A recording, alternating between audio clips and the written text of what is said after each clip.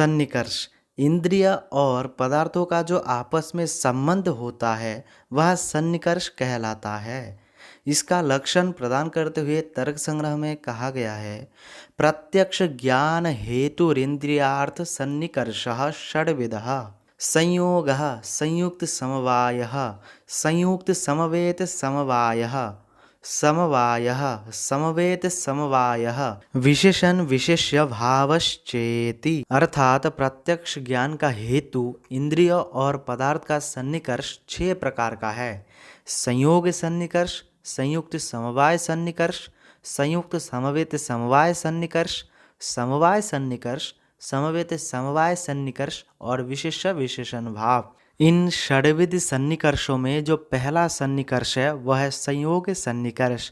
वह कहता है, जब नेत्र इंद्रियों के माध्यम से किसी पदार्थ का प्रत्यक्ष होता है तब उसे संयोग सन्निकर्ष कहा जाता है।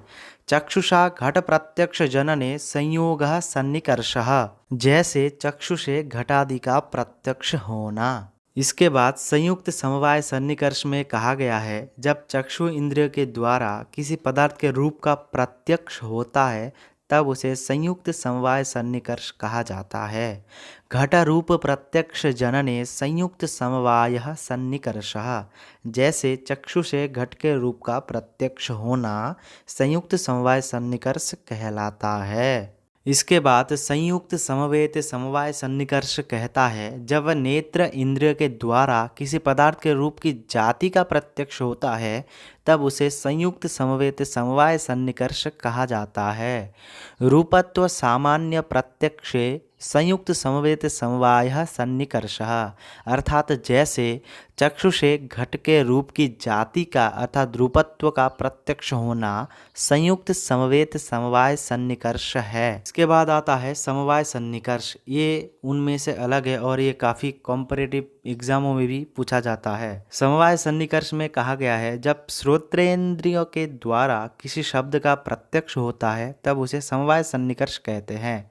श्रोत्रेण शब्द साक्षात्कारे समवायः सन्निकर्षः, अर्थात जैसे कानों के द्वारा शब्द का ज्ञान होना।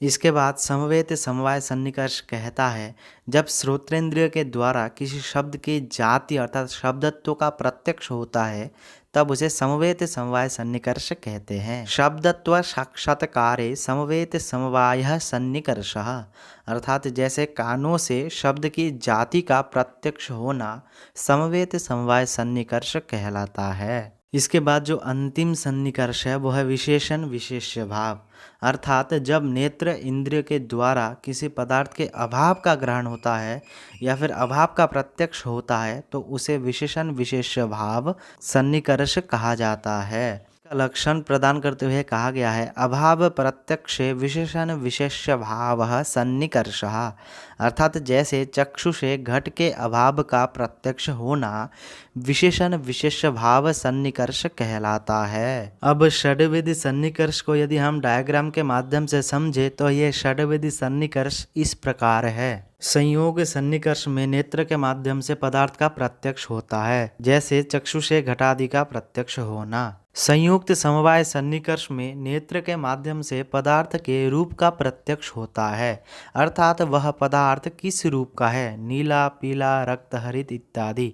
इस प्रकार का ज्ञान संयुक्त समवाय सन्निकर्ष के अंतर्गत आता है। इसके बाद संयुक्त समवेत समवाय सन्निकर्ष में नेत्र के माध्यम से पदार्थ के रूप की जाति का ज्ञान होता है। समवाय सन्निकर्ष में श्रोतेंद्रिय के द्वारा शब्द का प्रत्यक्ष होता है, अर्थात शब्द का ज्ञान होता है। समवेत समवाय सन्निकर्ष में श्रोतेंद्रिय के द्वारा शब्द की जाति का प्रत्यक्ष होता है तथा विशेषण विशेष भाव सन्निकर्ष में किसी पदार्थ के अभाव का प्रत्यक्ष होता है। तो इस प्रकार तर्क संग्रह में षड्विध सन्निकर्षों का विवेचन किया गया है और इसके पश्चात कहा गया है, एवं सन्निकर्ष षटक जन्यम ज्ञानम प्रत्यक्षम तत्करणम इंद्रियम तस्माद् इंद्रियम प्रत्यक्ष प्रमाणम इति सिद्धम, अर्थात इस प्रकार 6 सन्निकर्षों से उत्पन्न होने वाला ज्ञान प्रत्यक्ष कहलाता है और उसका साधन इंद्रिया ही है।